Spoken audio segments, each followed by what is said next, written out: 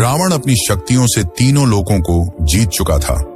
उसने यम को भी हराकर काल को बंदी बना रखा था। नवग्रह उसके पैरों के नीचे थे। इतना ज्ञान और शक्ति होने के बावजूद रावण अहंकारी था। दरअसल रावण के पिता ऋषि विश्रवा थे, जिनसे रावण ने शास्त्रों और वेदों को सीखा, जिसके कारण उसे महाज्ञानी और महापंडित कहा जाता है। वहीं उसकी माता कैकसी राक्षस कुल की थी, जिसके कारण रावण में राक्षसों वाले गुण भी थे। एक और इंटरेस्टिंग बात तो यह कि रावण ब्रह्मा जी के भी परपोते थे। रावण के दादा ऋषि पुलस्त्य ब्रह्मा के 10 बेटों में से एक थे। रावण ने अपने दोनों भाई कुंभकर्ण और विभीषण के साथ ब्रह्मा जी की कठोर तपस्या की। उसने हजारों सालों तक तपस्या की। रावण हर 1000 वर्ष समाप्त होते ही अपना एक सिर काटकर ब्रह्मा जी को अर्पित कर देता, और अंत में जब वो अपना 10वां सिर काटने वाला था, तब ब्रह्मा जी उसकी भक्ति से प्रसन्न हुए और उसे और उसके भाइयों को वरदान मांगने को कहा। रावण ने अमृता का वरदान मांगा, पर ब्रह्मा जी ने यह कहते हुए मना कर दिया कि यह सृष्टि के नियमों के अनुकूल है। तब रावण ने वरदान मांगा कि उसे दानव, देवता, किन्नर, नाग कोई न हरा सके, और अपने अहंकार में रावण ने मनुष्यों और वानरों को तुच्छ समझते हुए उनसे सुरक्षा नहीं मांगी, और इसी कारण यही उनके अंत का कारण बने। ब्रह्मा जी ने उसे वरदान देते हुए उसके 10 सिर भी उसे लौटा दिए और अमृता के लिए अमृत विला दिया जो रावण की नाभि में था, और उसे चेतावनी दी कि यह अमृत विलास सिर्फ अग्नि बाण से सुखाया जा सकता है, जो कि केवल श्री हरि विष्णु के पास है, तो तुम उनसे दुश्मनी मोल ना लेना।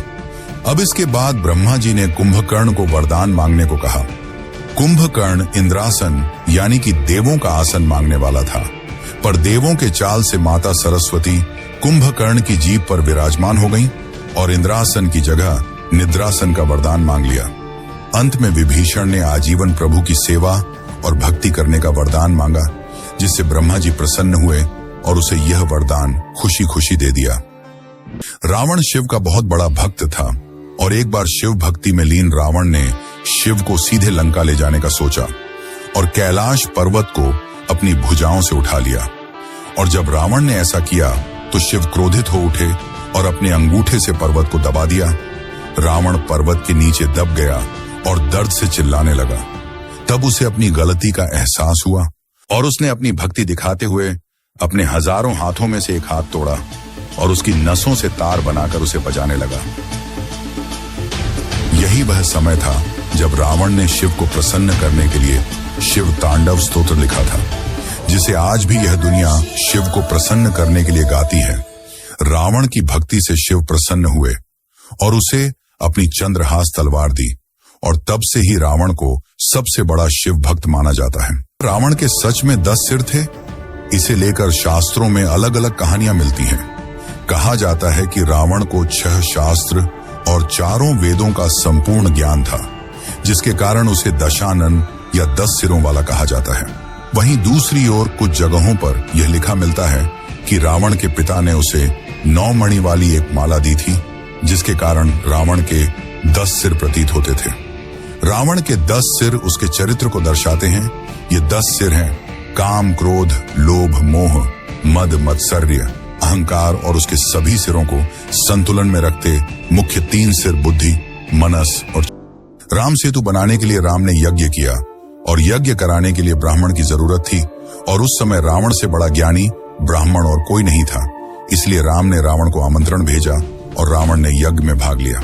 कहा जाता है कि यज्ञ में पति पत्नी को बैठना होता है, जिसके कारण रावण ने सीता माता को मुक्त कर यज्ञ में शामिल किया था।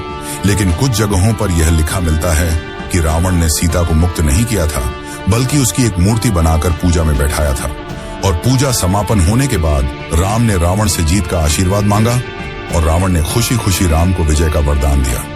कहा जाता है कि रावण को अपनी मृत्यु का पहले से ही ज्ञान था और उसने ही अपनी मृत्यु का जाल रचा था। पर उस सच को जानने से पहले हम रावण के जन्म की असली कहानी को जान लेते हैं। जय और विजय ये विष्णु के वैकुंठ लोक के 2 द्वारपाल थे, और जब ब्रह्मा जी के 4 पुत्र विष्णु के दर्शन के लिए पहुंचे, तब जय और विजय ने उन्हें यह कहकर रोक दिया कि यह अभी विष्णु जी के आराम का समय है, जिससे क्रोधित होकर संत कुमारों ने उन्हें श्राप दिया कि उन्हें वैकुंठ लोक का त्याग करना होगा, और उनके इस श्राप से विष्णु जी भी सहमत हुए और उन्हें 2 विकल्प दिए कि या तो वे पृथ्वी पर विष्णु के भक्त के रूप में 7 बार जन्म लें या 3 बार विष्णु के दुश्मन के रूप में। विष्णु जी से जल्दी मिलने के लिए उन्होंने 3 बार उनका दुश्मन बनना स्वीकार किया और पहले जन्म में वे हिरण्याक्ष और हिरण्यकश्यप के रूप में जन्मे। हिरण्याक्ष को विष्णु के वराह अवतार ने मारा और हिरण्यकश्यप को नरसिंह अवतार ने। दूसरे जन्म में वे रावण और कुंभकर्ण के रूप में जन्मे, जिन्हें विष्णु के अवतार राम द्वारा मारा गया। तीसरे जन्म में वे माना जाता है कि माता सीता रावण की मृत्यु का कारण बनी, पर यह पूरी तरह सच नहीं है। इसके पहले भी रावण को कई ऐसे श्राप मिले जो अंत में उसकी मृत्यु का कारण बने। एक समय की बात है जब स्वर्ग की अप्सरा रंभा कुबेर के बेटे के पास जा रही थी। तब मार्ग में रावण ने उससे छेड़छाड़ की, जिससे क्रोधित होकर कुबेर के बेटे ने रावण को श्राप दिया कि अगर वह स्त्री की इजाजत के बिना उसे हाथ लगाएगा तो वह भस्म हो जाएगा। और इसी श्राप के चलते रावण ने माता सीता को हाथ नहीं लगाया। दूसरा यह कि रावण अपनी अहंकार और जीतने की चाह में कई राजा महाराजाओं को मारता गया, और जब उसने 21वें रघुवंशी राजा अनर्ण्य को मारा तो अनर्ण्य ने उसे श्राप दिया कि मेरे ही वंश के राजकुमार द्वारा तुम मारे जाओगे। और ऐसा ही हुआ। 62वें रघुवंशी वंशज राजकुमार राम द्वारा रावण को मारा गया। पर कुछ लोगों का यह मानना है कि रावण मरा नहीं बल्कि आज भी जीवित है और कलयुग के अंत के पश्चात वेद और शास्त्रों का ज्ञान देने फिर से आएंगे, और अभी वे लंका की किसी गुफा में हैं। तो चलिए जानते हैं इसकी असली सच्चाई। रावण तीनों लोकों को जीत चुका था और काल को भी बंदी बना लिया था, और जब वह नागलोक पहुंचा तो नागराज ने हारने से अच्छा रावण से दोस्ती कर ली, और रावण की मृत्यु के बाद नाग रावण के शरीर को ले गए और उसे जिंदा करने का प्रयास भी किया, परंतु वे असफल रहे। तब उन्होंने रावण के शरीर को शहद और अन्य जड़ी बूटियों की मदद से ताबूत में बंद कर दिया और लंका की किसी गुफा में सुरक्षित रख दिया, और माना जाता है कि रावण कलयुग के अंत में फिर आएंगे। आज तक कई लोगों ने इस गुफा तक पहुंचने की कोशिश की है, पर उनका मानना है कि जब वे गुफा के पास पहुंचते हैं तो मौसम बिगड़ने लगता है, पेड़ पौधे अपनी जगह बदल लेते हैं और जानवर खून खराबे पर उतारू हो जाते हैं, जिसके कारण वहां पहुंचना असंभव हो जाता है।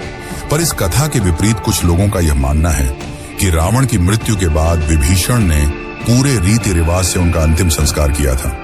दरअसल रावण एक सफल शासक था जिसके राज में लंका ने सिर्फ विकास ही किया।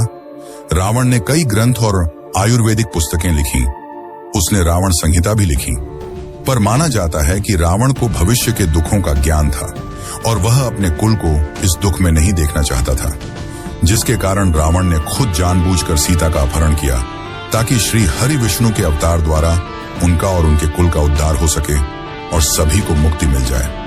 उस समय रावण से ज्यादा ज्ञानी और कोई नहीं था, इसलिए रावण के मरते वक्त राम ने लक्ष्मण को रावण से ज्ञान लेने को कहा, और रावण ने लक्ष्मण को जीवन की 3 प्रमुख बातें बताई जिसे आप भी फॉलो करके जीवन में सफलता को प्राप्त कर सकते हैं।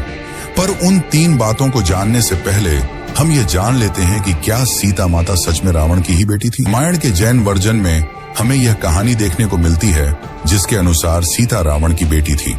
माना जाता है कि सीता रावण और मंदोदरी की पहली संतान थी, पर उनके जन्म के समय रावण को यह ज्ञात हो गया था कि उसकी पुत्री का पति ही उसकी मृत्यु का कारण होगा। इस वजह से रावण ने उसे संदूक में बंद करके जमीन में गाड़ दिया, जो बाद में राजा जनक को मिली, और राजा जनक ने उसे अपनी पुत्री मान लिया।